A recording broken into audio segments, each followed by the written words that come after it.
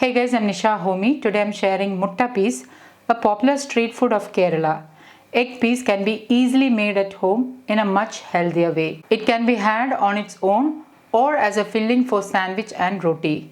So without wasting much time, let's get started with the recipe. To make egg peas, also known as Mutta peas in Malayalam, I'm using 3/4 cup shelled fresh green peas. Since green peas are in season, I'm using fresh green peas.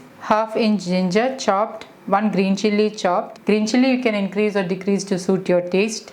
A sprig of curry leaves, 1 tomato chopped, 1 medium sized onion chopped, and 2 eggs beaten, and to that I'm adding in pink Himalayan salt as needed, and I'm lightly mixing the eggs. Once mixed, keep this aside. Heat a wide cast iron pan with 2 tablespoons wood pressed coconut oil. Instead of wood pressed coconut oil, you can use any wood pressed oils of your choice, locally sourced. Once the oil is heated, I'm adding in the chopped ginger and green chilli. Give it a stir.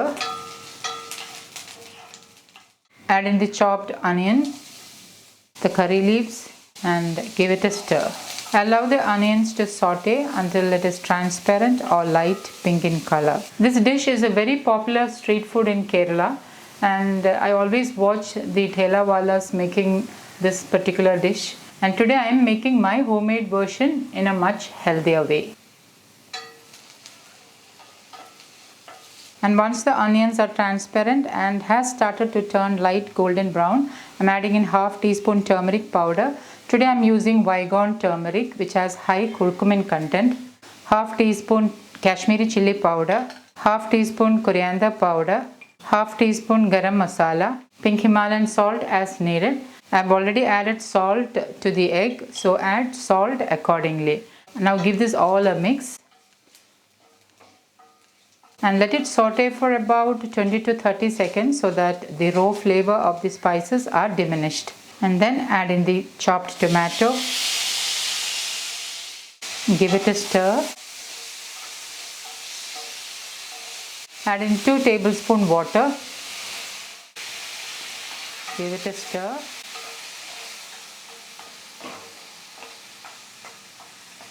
The water will help the tomatoes to get cooked nicely. Cover and allow the tomatoes to get cooked. While the tomatoes are getting cooked, into my stone grinder I'm adding in half teaspoon whole black peppercorns, and I'm crushing and powdering it. Freshly ground black pepper powder is ready. Did you know that stone grinding helps to preserve the nutrients? Open the lid, give it a stir. The tomatoes are nicely cooked. I'm also mashing the tomatoes with the spatula.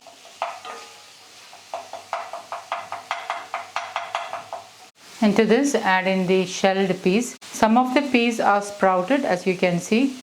I tried to sprout the peas overnight and only some of them got sprouted. Give it a mix.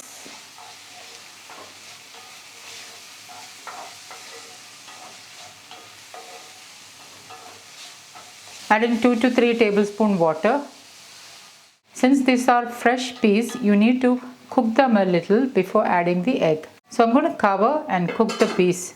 Remember, I have kept the flame on the lowest. Since the cast iron is heavy bottomed, it retains more heat. If you are using frozen peas, you may not need to cook it, as frozen peas are pre-cooked. After about 3 minutes, open the lid, give it a stir. Okay, now the green peas are cooked, and now into this I'm going to add in the beaten egg. So I'm just pushing the green peas mix into the side of the pan. Add in 1 teaspoon wood pressed coconut oil and pour in the beaten egg.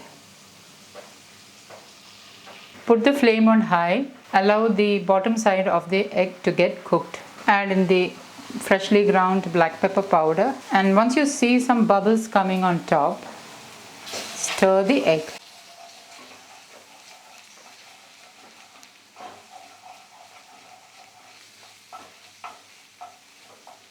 And mix and stir everything together.